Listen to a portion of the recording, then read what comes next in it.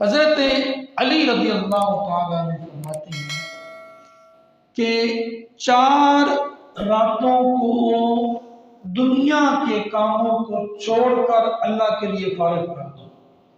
کتنی راتوں کو؟ 4۔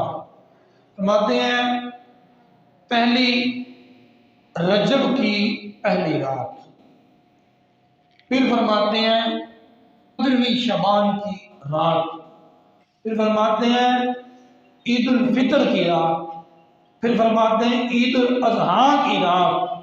ان راتوں کو اللہ کے لیے فارغ کر دو، اپنے اللہ کو مناؤ، اللہ کی عبادت کرو، اللہ کی بارگاہ میں جھکو، اس سے توبہ و استغفار اور مغفرت طلب کرو۔ اور اسی طرح حضرت طاؤوس یمانی کہتے ہیں کہ میں نے حضرت امام حسن بن علی رضی اللہ تعالیٰ عنہ سے پوچھا، میں نے کہا جناب اس رات کو کیسے گزارنا چاہیے؟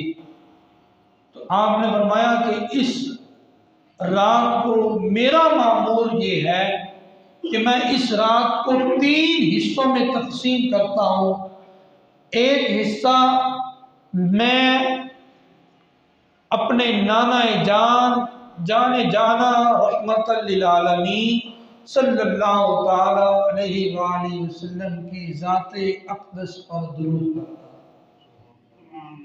پھر فرمایا کہ دوسرے حصے میں اپنے اللہ سے توبہ و استغفار کرتا ہوں، مغفرت طلب کرتا ہوں، اپنے گناہوں کی معافی مانگتا ہوں۔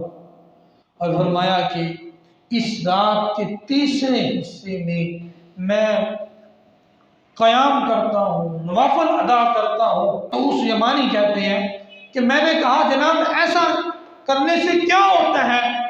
تو حضرت امام حسن فرماتے ہیں میں نے اپنے ابا جان حضرت علی سے سنا، اور حضرت علی فرماتے ہیں کہ میں نے حضور علیہ السلام سے سنا کہ جو بندہ یہ رات 3 حصوں میں تقسیم کر کے اس طرح گزارتا ہے اس کو اللہ تبارک و تعالی اپنا قرب عطا فرماتا ہے۔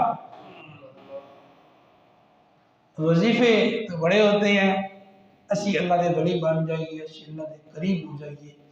لو اللہ کے قریب ہونے کا یہ سب سے بڑا حل ہے، سب سے بڑا وظیفہ ہے۔ شب برات کی رات کو 3 حصوں میں تقسیم کرو، ایک حصہ حضور کی ذات پر درود پڑھو، دوسرے حصے میں توبہ استغفار کرو، اور تیسرے حصے میں نوافل ادا کرو۔